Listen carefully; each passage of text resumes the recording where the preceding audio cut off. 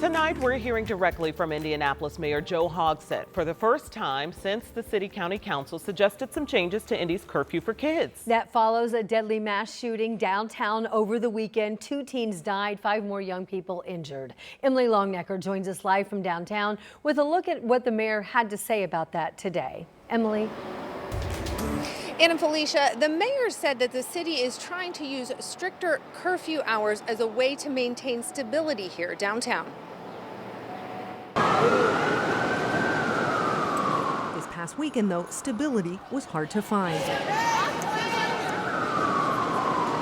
This was the scene following a deadly mass shooting that left 2 teens dead. I can't get a hold of them. 5 others injured, all of them young people, 21 and under. He said Ashkenazi or Methodist. Police say they confiscated 20 different guns, many of them in the hands of teenagers, the youngest 13. Indianapolis Mayor Joe Hoget said he supports a proposal introduced at Monday's City-County Council meeting. Section 101 and 102 of the revised to extend the city's curfew hours for minors. Mayor and County with respect to curfew hours for We introduced it at a very kind of early stage in the process because we needed to get that process on the books so it could be passed through the council in a very swift and speedy manner. So even though the introduction last night is just the beginning and there may be some changes along the way. 24 to 0. As it stands right now, the new curfew proposal calls for teens ages 15 to 17 to be off the streets by 11 on Friday and Saturday, Sunday through Thursday by 9 p.m.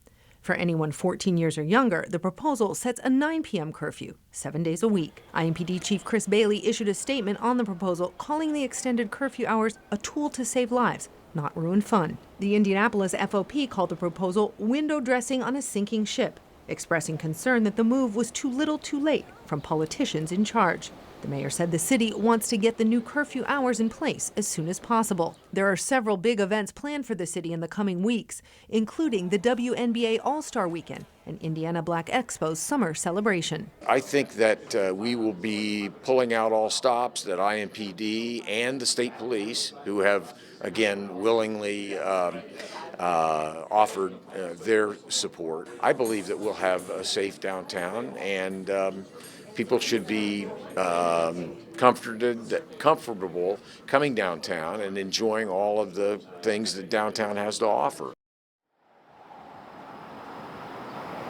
Now, at this point, violating a curfew is not considered a crime. It's considered something called a status offense. That means parents or their kids cannot be charged criminally if there is a violation of curfew hours. They could, however, get a citation or a fine, but any changes to the state's curfew law would have to come from the state legislature to give the curfew law any more teeth. Now, coming up tonight at 6, I'll tell you what the mayor had to say about that. Ann, Felicia? All right, Emily, it's never as simple as it thinks, as it sounds right away. Thanks so much.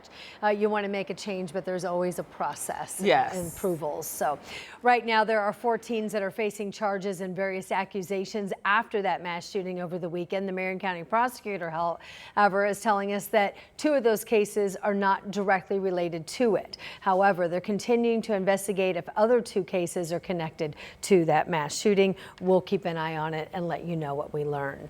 In the meantime, tonight, 2 people are in the hospital after a shooting at a gas station on the west side near Long's Donuts. That shooting happened around 2 o'clock this afternoon on West 16th Street near Lafayette Road. Metro Police tell us they found 1 person there in critical condition. The other people showed up at the hospital. Officers have not yet told us the condition of how that person is doing. They also have not told us any information about possible suspects. We'll keep an eye on it. Well, tonight, Metro Police are looking into a deadly crash involving a pedestrian. This happened around 3 o'clock this morning on Kentucky Avenue. That's not too far from Tibbs. Metro Police say that Pamela Schumacher died at the hospital.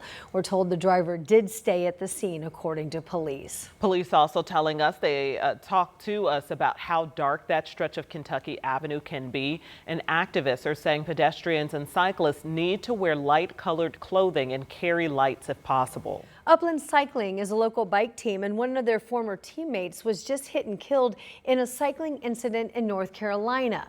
They tell us it's a fear and a reality. It's definitely a risk that I think I acknowledge every time that I get on a bike, but I hate that it has to be that kind of risk. So her advice to drivers is to be alert behind the wheel and focus solely on driving.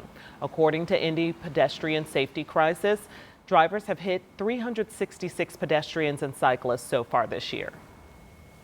The son of a deputy killed at the Marion County Jail is now suing Eskenazi Hospital and also Cintas Corporation for damages. John Durm died of strangulation after transporting an inmate from a hospital visit 2 years ago this week.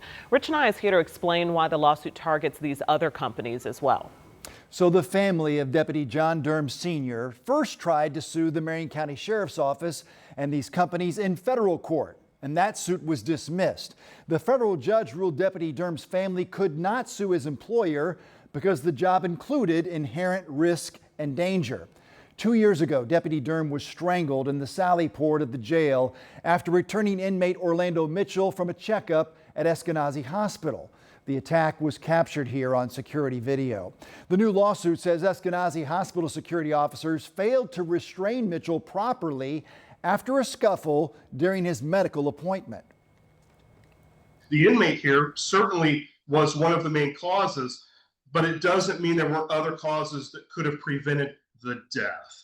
And I think the family and I think the public in general deserve to hear all the evidence, figure out what happened, so God forbid this doesn't happen to anyone else. Now, the lawsuit also names Cintas Corporation over the alleged failure of AED heart-shocking devices at the jail. Eskenazi says they cannot comment on pending litigation, and attorneys for Cintas have not responded today. Meantime, Orlando Mitchell is scheduled for a death penalty murder trial, and that is right now set for over a year from now in August of 2026. And he's already in custody for another murder that he was convicted of. Correct, serving a 66-year sentence. For that one. All right, Rich and I, thank you so much. On to more news now. An update tonight on a deadly shooting involving Greenfield police. It was just in the last hour that Indiana State Police released several new details about the investigation. State Police detectives now tell us it started as a domestics call.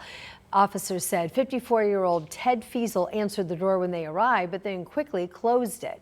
Officers say they kept trying to talk to him, and when they opened the door, they say they saw him standing near it with a gun pointed at them. That's when 3 officers then shot at Fiesel, who later died. No one else was hurt. The 3 officers now are on leave per protocol. Detectives are reviewing the video from their body cams.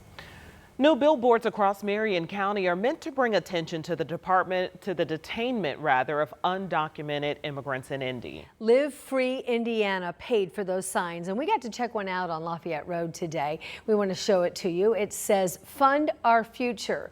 Don't force us apart." Community leaders say they want to inform people about the sheriff's office working with ICE and that these billboards are the most effective way they believe to do it. And they also want Mayor Hoget to put pressure on the sheriff's office to stop working with ICE. Reverend Keon Jackson with Live Free Indy says the partnership is deeply concerning. I think that this sign is to tell people to watch out, to keep their loved ones safe, to take precautionary measures if they're not reading, to read up on what's going on, and it's also to get people to have a change of heart.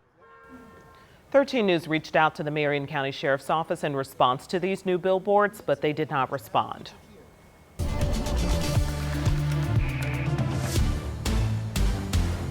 "84 degrees outside on this Tuesday night, and we have a weather impact to talk to you about today." Yes, you should be aware of these temperatures. Certainly, Angela has been checking into it, has an update for us. Yes, those weather impacts will include climbing temperatures, climbing levels of humidity, and some scattered storms this time tomorrow. We'll look ahead in just a second. Let's take you back outside where Ann said it. We're in the 80s, fairly typical summertime day for us in central Indiana.